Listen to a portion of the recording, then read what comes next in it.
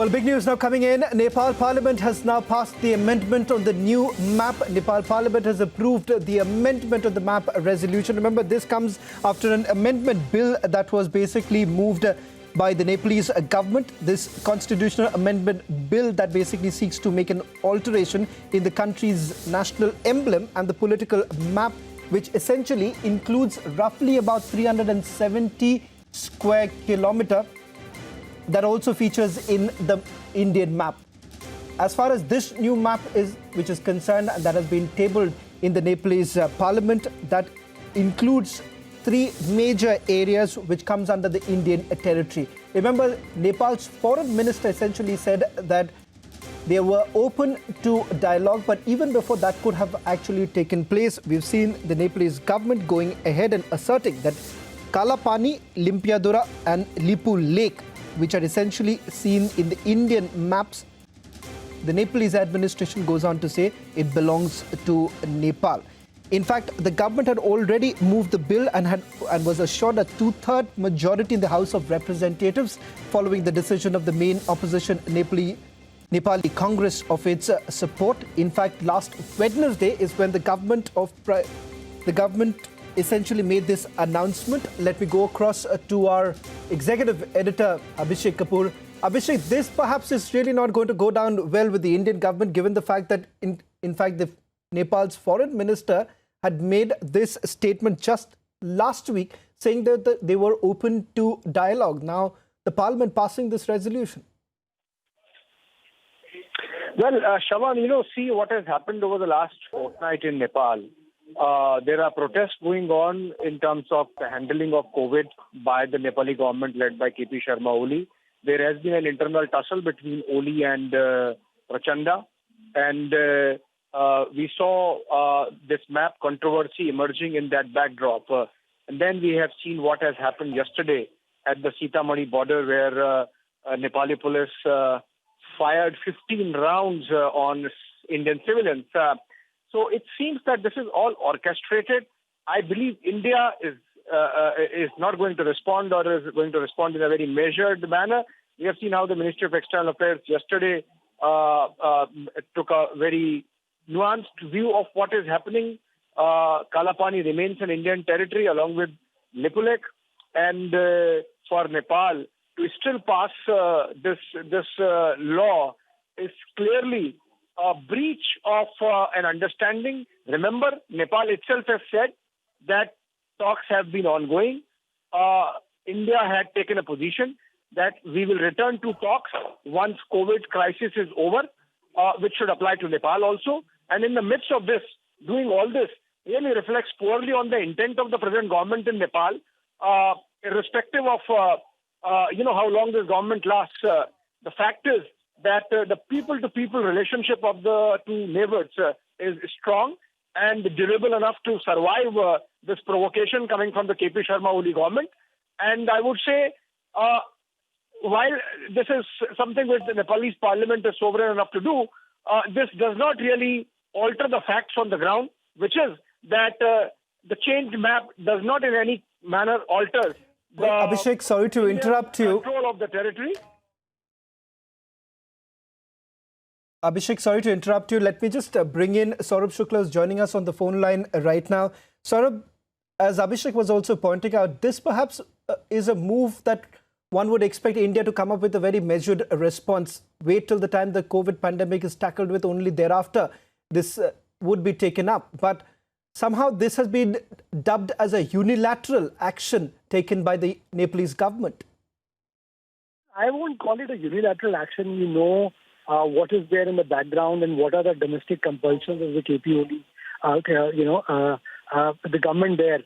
The real reason is that there is a third country, and obviously I can name it, China, which has been working behind the scenes to egg them on. Clearly, India and Nepal have time-tested friendship and relationship, and I hope that pragmatism will prevail, because there are still a lot of political parties in Nepal. People of Nepal, they realize and value the friendship that India and Nepal have, and also the benefits that have accrued to Nepal and Nepalese people with this friendship. Don't forget that at a juncture, and I repeat it again, at a juncture when China is completely isolated by the global community, there are questions being asked on China's role in the entire COVID outbreak, Nepal has to take a decision whether it wants to stand with China, which is being questioned by the rest of the world, or it has to chart its own destiny. And certainly its destiny does not lie in provocating India on issues which are lying dormant for a long time. It's an unnecessary and I would say unpragmatic move at a juncture where Nepal is also facing a crisis.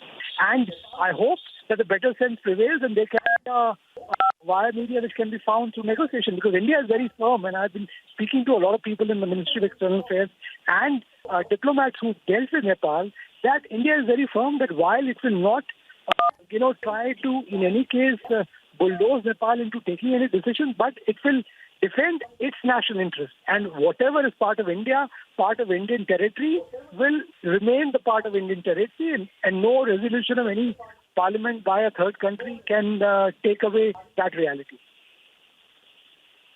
Shravan.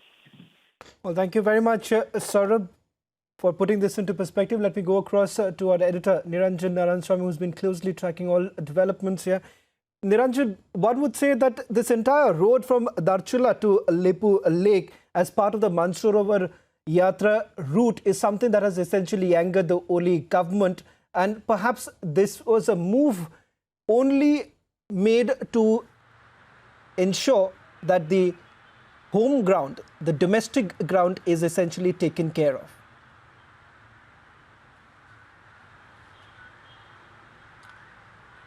Well, that's correct. And what we'll do, Shravan, is we'll also try and get Abhishek Kapoor, our executive editor, on this, because there has been a lot of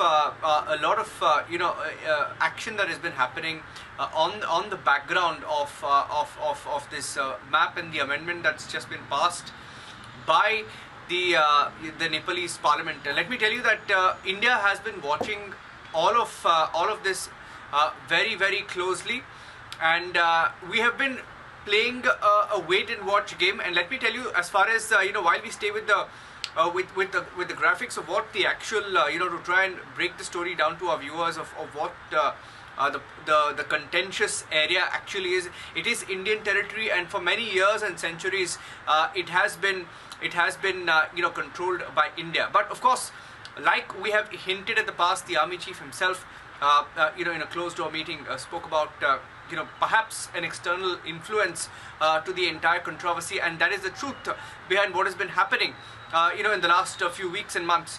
Shravan, the truth is it's Nepal has certainly been under pressure, especially to table that bill in the first place. On the 10th of this month, they tabled that bill. They were under pressure to table the bill to pass the amendment to the constitution, which has now formally, of course, depicted what is the size of the area that we're talking about.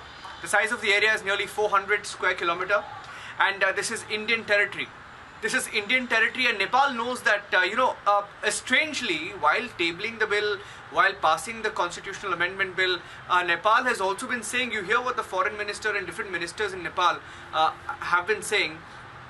They have been saying that, the only way to resolve this issue is by talking. And talking to India and resolving it through dialogue. So how do you resolve it with dialogue when you've actually placed a bill in parliament and you've passed a constitutional amendment bill to alter the map of Nepal? Yeah, and I think the fact that it has happened, let's see, I think the Ministry of External Affairs is watching the issue very, very closely, and India has been very cautious, as Abhishek was also saying. India has been very cautious not to respond to this issue. Because there has been a large overarching view also in Nepal, outside of the parliament, that this may have been uncalled for at the time being. Right.